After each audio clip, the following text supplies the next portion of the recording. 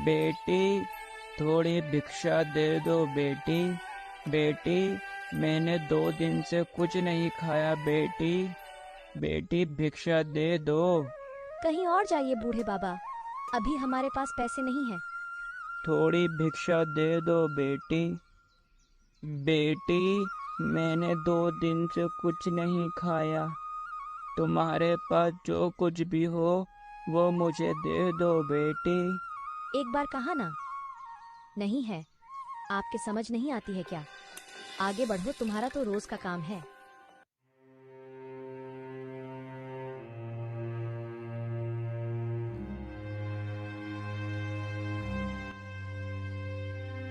बेटा, थोड़ी भिक्षा दोगे क्या? बेटा, मैंने 2 दिन से कुछ नहीं खाया। बाबा, अभी मेरे पास तो कुछ नहीं है। हाँ हाँ, मगर तुम मेरे घर चलो तो बाबा आपको मेरी माँ कुछ ना कुछ तो दे ही देगी। आइए बाबा, चलिए मेरे साथ। आपको देखकर मेरी माँ बहुत खुश होगी। चलिए बाबा।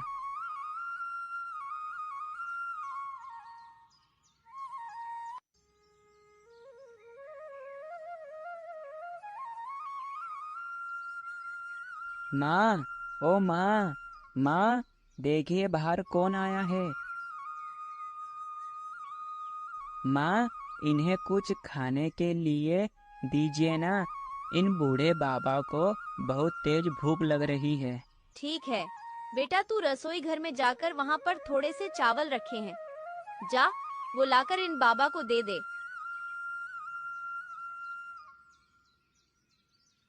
अरे बेटी, तुम्हारा कितना अच्छा लड़का है। मुझे किसी ने भी खाने को नहीं दिया, लेकिन तुम्हारे दरवाजे पर मुझे कुछ न कुछ तो मिल ही गया बेटी। तुम्हारा बेटा एक दिन खूब तरक्की करेगा, अपने पिताजी की तरह। लीजिए बाबा, रसोई घर में जो कुछ भी था वो मैं सब लेकर आ गया। ऊपर वाला तुम्हारा भला करे बेटा। खूब खुश रहो, खूब तरक्की करो बेटा, अपने पिताजी की तरह बेटा। तुमने मेरी भूख मिटाई। मैं कब से परेशान हो रहा था बेटा, इधर उधर मांग रहा था, मगर कोई ने मुझे भिक्षा नहीं दी बेटा। भगवान तुम्हारा भला करे बेटा। तुम भी तुम्हारे पिताजी की तरह खूब दानवीर हो बेटा। बेटा, मैं तुम्हें आशीर्वाद देता हूँ, तुम भी ठीक अपने पिताजी की तरह ही तरक्की करोगे बेटा। तुमने मेरी मदद करी बेटा, खूब तरक्की करो बेटा, खूब। अब मैं चलता हूँ बेटा। माँ, मैं बाबा को जरा बाहर तक छोड़कर आता हूँ। चलिए बाबा।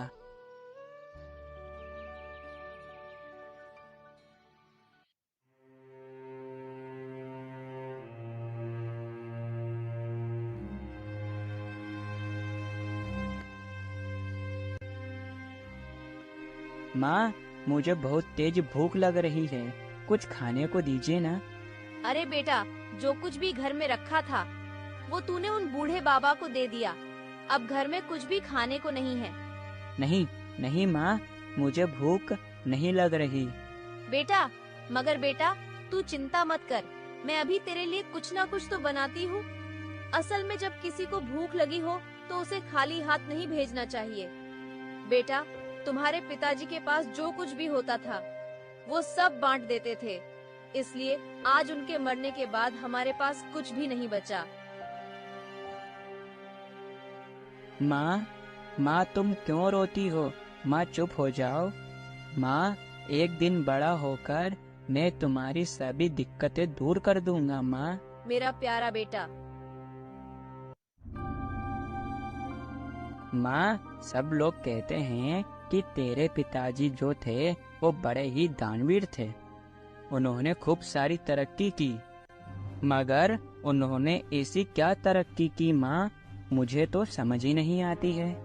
पिताजी के जाने के बाद केवल हमारे पास ये घर ही तो है, इसके अलावा हमारे पास तो कुछ भी नहीं है। माँ, फिर पिताजी ने ऐसी क्या तरक्की की? नहीं बेटा, ऐसा नहीं कहते। तुम्हारे पिताजी बड़े ही दानवीर थे। उन्हें अपने जीवन में खूब तरक्की की। मगर क्या माँ? माँ बताइए ना। बेटा, बहुत समय पहले की बात है, जब तू 1 साल का था, जब तुझे और मुझे तेरे पिताजी इस दुनिया में अकेला ही छोड़ गए थे। बेटा, तेरे पिताजी का एक खूब बड़ा आम का बगीचा था, जिसमें ढेर सारे आम के बड़े बड़े पेड़ तेरे पिताजी ने लगाए थे। बेटा, मैं रोज सुबह सुबह तुझे सुलाकर मैं उन बगीचे में जाकर ढेर सारे आम तोड़कर गांव की गली गली जाकर उन आमों को बेचती थी। बेटा, तेरे पिताजी के जाने के बाद उन आमों को बेचकर तेरा और मेरा गुजारा बड़े आराम से चल रहा था। मगर फिर एक दिन। अरे मुखिया जी, ये अपनी जमीन के पास में ये छोटा सा आम का बगीचा किसका है? अरे जमींदार बाबू, वो हरी नहीं था जो अभी कुछ महीनों पहले खत्म हो गया? बस ये उसी का ही आम का बगीचा है। अच्छा, इसका मतलब अब इस दुनिया में हरी तो है ही नहीं, तो फिर इस बगीचे की देख रेख करने वाला कोई नहीं होगा। नहीं नहीं जमींदार बाबू, हरी के जाने के बाद अब इस आम के बगीचे की देखरेख हरी की पत्नी मंजरी करती है। मगर मुखिया जी, अब ये बगीचा मुझे पसंद आ गया है। ये बगीचा अब मुझे किसी भी हालत में चाहिए। मगर जमींदार बाबू, हरी की पत्नी मंजरी इस बगीचे को नहीं बेचेगी। इस बगीचे के कारण उसका घर चलता है। अरे मुखिया जी, एक बार मैंने जो कह दिया सो कह दिया। मुझे यह बगीचा लेने से अब कोई नहीं रोक सकता है। चलो, हम हरी के घर चलते हैं। मंजरी, ओ मंजरी, मंजरी बाहर आओ। देखो, तुमसे मिलने गांव के जमींदार आए हैं। क्या हुआ मुखिया जी? आज आप और जमींदार साहब हमारे घर पर क्यों आए हो? अरे कुछ नहीं बेटी, वो हरी के जाने के बाद तुम्हें किसी भी प्रकार की कोई दिक्कत तो नहीं आ रही? बस उसी का हाल चाल जानने में तुम्हारे पास आया था। हमें कैसी भी दिक्कत नहीं आ रही। हम दोनों माँ बेटे हमारा गुजारा आराम से कर लेते हैं। अरे बेटी, मुझे तुमसे एक बात कहनी थी। वो बात कहनी तो नहीं चाहिए, मगर अब मैं क्या करूं, कहनी पड़ेगी। बेटी, तुम्हारे पति हरि ने आज से कुछ महीनों पहले मुझसे कुछ पैसे ब्याज की तौर पर उधार लिए थे, जब वो आम का बगीचा खरीद रहा था। बेटी, तुम्हारे पति ने जीते जी तो वो मेरे पैसे लौटाए नहीं, तो फिर अब मेरे पैसे कौन लौटाएगा? उन्होंने तो हमें कभी भी नहीं बताया कि उन्होंने तुमसे पैसे उधार लिए हैं। बेटी, ऐसी बात कोई अपनी औरत को बताता है क्या? अच्छा जमींदार साहब, मेरे पति ने आपसे कितने पैसे उधार लिए थे? अरे बेटी, वो तुम पूछो नहीं तो ही बढ़िया है, क्योंकि तुम्हारे पति ने मुझसे बहुत बड़ी रकम उधार ली थी और वो तुम कभी नहीं चुका सकती हो। हाँ, मगर मुझे मेरा पैसा तो वापस चाहिए होगा ना। तो बेटी, मैं इसी तौर पर तुम्हारा आम वाला बगीचा ले रहा हूँ। क्या आम वाला बगीचा? जमींदार बाबू, अगर आप आम का बगीचा हमसे ले लोगे तो फिर हम दोनों क्या करेंगे? हम कैसे खाएंगे? वो मैं नहीं जानता, मुझे मेरा पैसा तो वापिस चाहिए होगा ना। देख मंजरी, मैं कोई तेरी फालतू की बातें सुनने नहीं आया हूँ। केवल इतना कहने आया हूँ कि आज के बाद तू उस आम के बगीचे में दिखना मत। जमींदार बाबू, आप ऐसा नहीं कर सकते। कृपा करके आप हमसे हमारा आम का बगीचा मत लो। मैं आपके हाथ जोड़ती हूँ। और मंजरी, अगर तू ज्यादा बोली तो ब्याज के तौर पर ये तेरा घर भी मैं ले सकता हूँ। चलो मुखिया जी। बेटा, इसी तरह झूठ कहकर जमींदार ने अपना आम का बगीचा हड़प लिया। माँ, तुम्हें पता था कि पिताजी ने जमींदार से कुछ कर्ज नहीं लिया, तो माँ तुमने कुछ नहीं किया। तुमने उस जमींदार को अपना बगीचा क्यों लेने दिया? बेटा, मैं अकेली क्या करती? मेरे पक्ष में कोई बोलने वाला भी नहीं था, और तू तो केवल 1 साल का ही था, और वो गांव का जमींदार है। बेटा, उसने ना जाने गांव में कितने लोगों की जमीन हड़प ली है और अपना तो कोई बोलने वाला भी नहीं था। रोना बंद करो माँ, जो होना था वो हो गया। एक दिन अपने ऊपर वाला जरूर सुनेगा।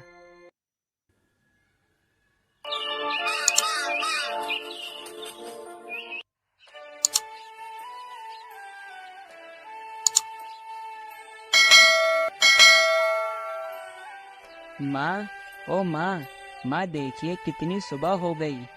आज तुमसे पहले मैं उठ गया माँ, अब तो उठो। माँ, आपको तो बहुत तेज बुखार आ रहा है। माँ, तुम्हारा शरीर बहुत गर्म हो रहा है। माँ, माँ, अब मैं क्या करूँगा? तुम परेशान मत हो बेटा, मैं ठीक हो जाऊंगी। नहीं माँ, ऐसा मत बोलिए। मैं अभी जाकर वैद्य जी को बुलाकर लाता हूँ। बेटा, बिना पैसे के डॉक्टर कैसे आएगा? तो माँ आप ही बता दो, मुझे पैसे कहाँ से मिलेंगे माँ? तू मेरी बात ध्यान से सुन। गांव में तेरी चाची की दुकान है ना बेटा, वहाँ तू जा और चाची को बताना कि मेरी माँ की बहुत तेज तबीयत खराब है, मुझे कुछ पैसे उधार दे दो।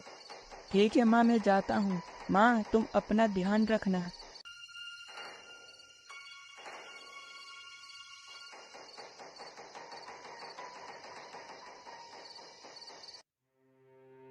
चाची, मेरी माँ की तबीयत बहुत ज़्यादा खराब हो रही है। मैं इसीलिए आपके पास आया हूँ। चाची, मुझे जल्दी से कुछ पैसे उधार दे दो चाची।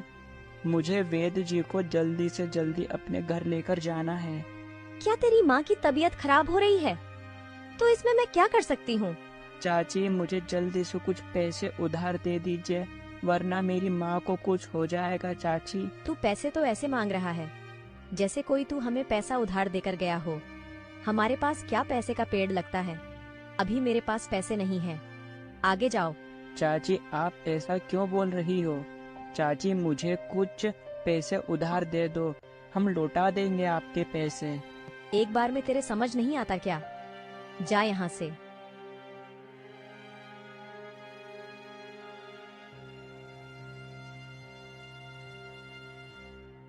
अब मैं क्या करूं? मुझे तो कुछ समझ ही नहीं आता।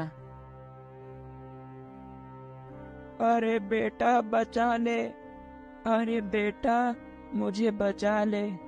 बेटा, मैं इस पोटली को उठाते उठाते थक गया हूँ।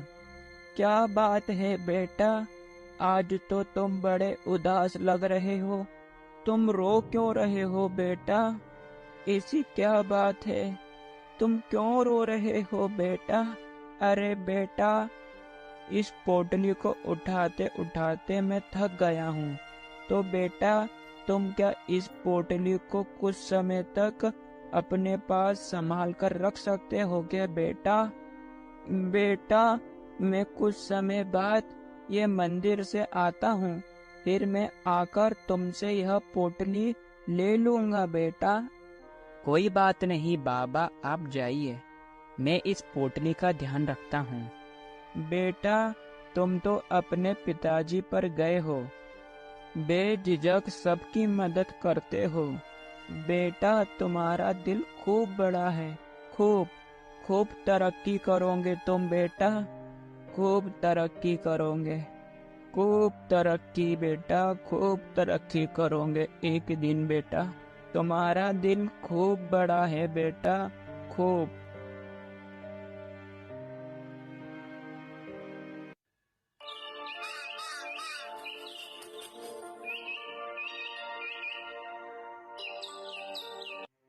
बाबा अभी तक आए क्यों नहीं? अब तो सूरज भी ढलने वाला है। वो तो मंदिर गए थे, मगर अभी तक आए क्यों नहीं? चलो एक बार मैं मंदिर जाकर देखता हूँ। पंडित जी, मुझे आपसे एक बात पूछनी थी। पहले तुम मुझे यह बताओ, तुम बहुत दुखी लग रहे हो। मुझे लगता है आज सुबह से तुमने कुछ नहीं खाया है। मुझे लगता है आज तुम बहुत परेशान हो। ये तो आपने बिल्कुल सही कहा महाराज, मैं बड़ा परेशान हूँ। लेकिन हुआ क्या है? बेटा, इस पोटली को उठाते उठाते मैं थक गया हूँ। तो बेटा, तुम क्या इस पोटली को कुछ समय तक अपने पास संभाल कर रख सकते हो क्या बेटा? बेटा, मैं कुछ समय बाद ये मंदिर से आता हूँ, फिर मैं आकर तुमसे यह पोटली ले लूंगा बेटा। लेकिन बेटा, यहाँ पर तो अभी कोई भी नहीं आया है। बेटा, तुम इस पोटली को खोलकर तो देखो। लेकिन इतने सारे पैसे, लेकिन ये पैसे मेरे नहीं हैं। मुझे तो लगता है यह चमत्कार ऊपर वाले का ही है। जाओ बेटा, जाओ और जल्दी से जाकर अपनी माता का इलाज करवाओ। तुम्हारे पिताजी मददगार और परोपकारी थे। आज उन्हीं के अच्छे कर्मों का फल